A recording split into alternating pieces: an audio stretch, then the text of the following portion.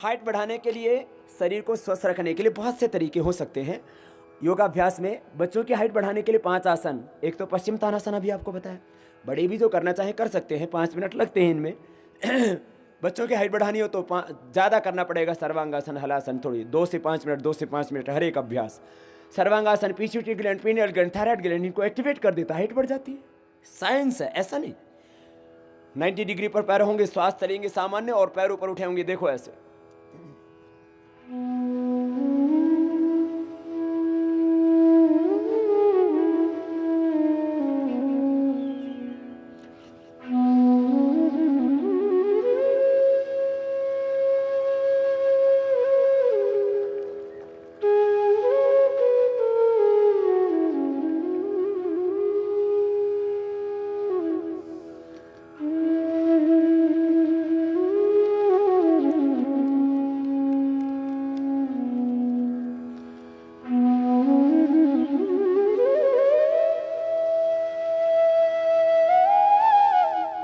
ये 2 आसन, सर्वांगासन, हलासन, हाइट बढ़ाने के लिए, आईसाइट के लिए, गले के लिए, थायराइड के लिए। लेकिन कमर में दर्द है, सर्वाइकल पेन है, सिर, और यदि उच्च रक्तचाप है, हार्ट की प्रॉब्लम है, तो ये नहीं करना। बीमार आदमियों के लिए नहीं है ये अभ्यास, स्वस्थ व्यक्तियों के लिए है। हाँ, सर्वांगासन करने से बहुत सारी प्रॉब्लम दूर होती हैं। बाल काले रहते हैं, आँखों की ज्योति ठीक रहती है, चेहरे पर लालिमा रहती है, अलग बात है। परंतु इसकी सावधानियाँ पूरी पढ़ करके योग साधना में फिर करना। योग साधना, योग चिकित्सा, ये सर्वांगासन, हलासन। फिर चक्रासन कैसे होता है?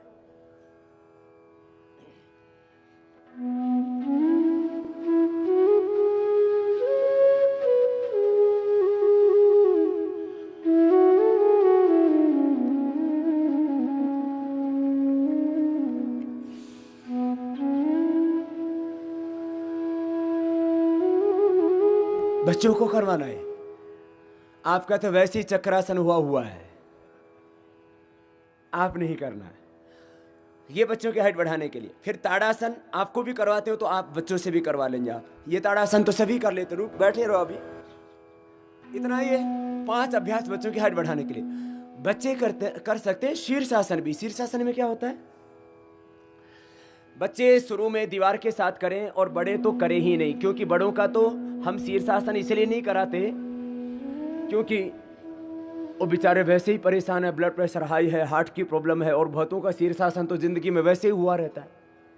इसलिए हम शीर्षासन नहीं कराते। दोनों हाथ की उंगलियों को ऐसे मिला करके रखते हैं। हाँ, बचपन से शीर्षासन किया जाए तो अच्छा रहता है। पहले नेता भी शीर्षासन किया करते थे। पंडित जवाहरलाल नेहरू, मोतीलाल नेहरू,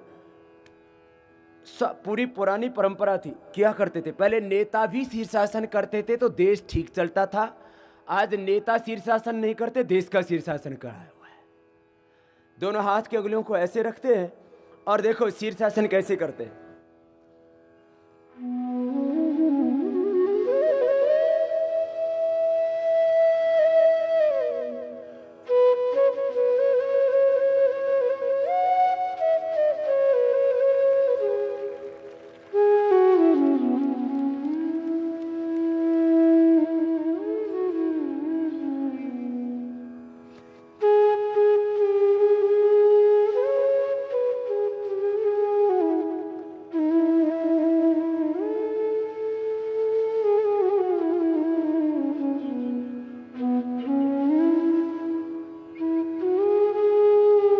जितनी देर शीर्षासन किया जाए उतनी देर या तो शवासन या सीधे खड़े रहना चाहिए, शीर्षासन होता है। अब थोड़े से कठिन तो है, लेकिन बचपन से किया जाए तो कर सकते हैं। फिर कठिन अभ्यासों में दोनों पैर सामने खोल लो। अब आपसे मैं कहूं कि एक एक पैर को उठाओ और पीछे गर्दन के ऊपर रखो, रखो ऐसे रखो। नहीं रख पा रहे, इसलिए कठिन अभ्यास नहीं करवाते, हाड़ गोड़े टूट जाएंगे तुम्हारे। इसलिए सरल ही ठीक है तुम्हारे लिए, उन्हीं से ठीक रहोगे आप।